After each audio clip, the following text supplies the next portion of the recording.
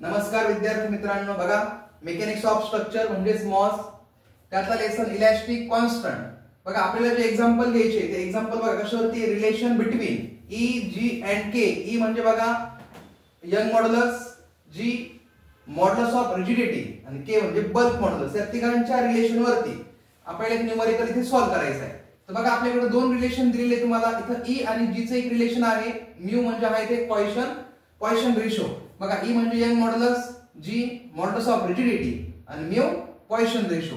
दुसरा रिलेशन बघा ई आणि के चं रिलेशन आहे, म्हणजेच यंग मॉड्युलसचं के म्हणजे बल्क मॉड्युलस आणि 1 मायनस 2 म्यू म्हणजे म्यू म्हणजे Poisson ratio.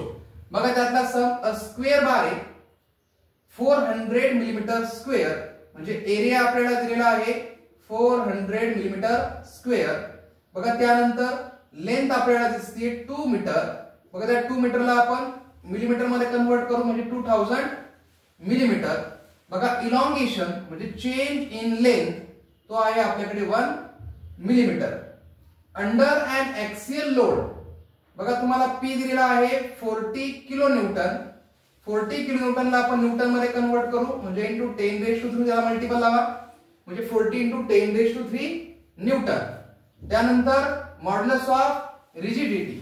Modulus of rigidity म्हणजे बघा म्हणजे जी 80 GPa. बघा त्याला आपण न्यूटन पर मिलीमीटर मध्ये कन्वर्ट करू म्हणजे 80 इंटू 10⁻³ न्यूटन पर मिलीमीटर स्क्वेअर. आलं लक्षात. त्यानंतर बघा फाइंड द बल्क मॉड्युलस म्हणजे आपल्याला के फाइंड आउट करायचा आहे आणि पॉइसन डिस्ट्रीब्यूशन म्हणजे म्यू या दोन गोष्टी आपल्याला इथं फाइंड आउट करायच्या आहे. बघा पुढे मग आपल्याकडे चेंज इन लेंथचा फॉर्म्युला आहे बघा PL upon A into E. बघा P into L upon A into E. तेव्हा इलॉंगेशनचा फॉर्म्युला होतो P म्हणजे लोड, L म्हणजे लेंथ, A म्हणजे एरिया आणि E म्हणजे यंग मॉड्युलस. तर बघा फॉर्म्युला मध्ये व्हॅल्यू पुट अप करा. जो चेंज इन लेंथ बघा इलॉंगेशन तुम्हाला दिलेला आहे 1 मिलीमीटर. P बघा लोड आपल्याकडे आहे 40 इंटू 10⁻³ इंटू L बघा लेंथ तुम्हाला दिलेली आहे 2000 डिवाइड बाय एरिया बघा 400 इंटू E. बघा 1 इथे घ्या आणि E इकडे घ्या या साइडला म्हणजे E is equal to 40 into 10⁻³ into 2000 divide by 400 into 1.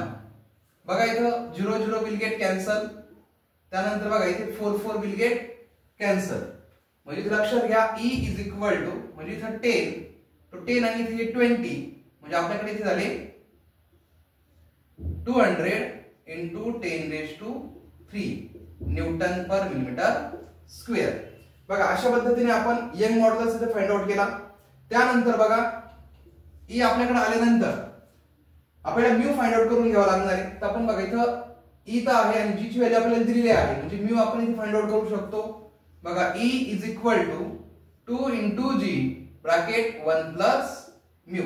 बघा इथे आलेली value 200 into 10⁻³ is equal to 2 into G ची व्हॅल्यू बघा 80 into 10⁻³ 80 into 10⁻³ bracket 1 plus mu. बघा ही जी टर्म मल्टिपलला दिसते ही टर्म पूर्ण आपल्याला डिवाइडला पाठवून देऊ. बघा 200 into 10⁻³ divide by 2 into 80 into 10⁻³ is equal to 1 plus mu. म्हणजे बघा इथे 10⁻³ विल गेट कॅन्सल. इथे लक्षात घ्या 200 डिवाइड बाय 2 इंटू 80. बघा हा जो आहे 1.25 is equal to 1 plus mu. Therefore mu is equal to 1.25 minus 1.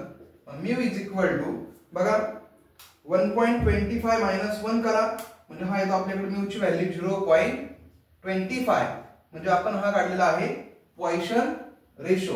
बघा म्यू आपल्याकडे फाइंड आउट झालेला म्हणजे तो आहे पॉइसन रेशो.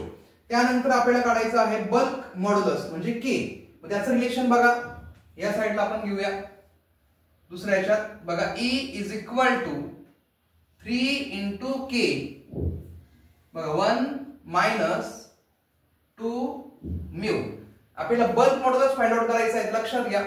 म्हणजे ही जी पूर्ण मल्टिपलची टर्म जी आहे ती आपण या ईला इथे डिवाइडला नेऊ. म्हणजे बघा ई अपॉन 3 ब्रॅकेट 1 मायनस 2 म्यू. बघा अशा पद्धतीने आपण हा फॉर्म्युला सिम्प्लिफाय केला. म्हणजे के साइडला निघून गेला. बघा 3 त्याला मल्टिपल होता आणि हा ब्रॅकेट मल्टिपलला होता. मल्टिपलच्या ज्या टर्म आहेत त्या कुठे गेल्या? डिवाइडला. तर बघा व्हॅल्यू पुट अप करा. ई ची आलेली व्हॅल्यू बघा ई आपण इथे फाइंड आउट केलेला होता. बघा या ठिकाणी 200 into 10 raised to 3 divide by 3 into 1 minus 2 into बघा म्यू ची value 0.25 is equal to k. therefore k is equal to बघा त्याचं कॅल्क्युलेशन आपण करून घेऊ. पहिले आपण अगोदर काय करा, खालचं कॅल्क्युलेशन करा. बघा इथे 2 into 0.5 बघा 1 मायनस आता 1 होतं 1 मायनस 1 0 म्हणजे पूर्ण टर्म 0 झाली. म्हणजे k ची व्हॅल्यू आपल्याकडे येते सॉरी 0.25. लक्षात घ्या, कॅल्क्युलेशन करा. 2 into 0.25 1 मायनस आन्सर इंटू 3 वरती बघा 200 into 10 raised to 3 divide by answer. म्हणजे के ची जी व्हॅल्यू आपल्याकडे आहे ती आहे 133.33 into 10 raised to 3. बघा अशा पद्धतीने आपण इथं बल्क मॉड्युलस फाइंड आउट केलं.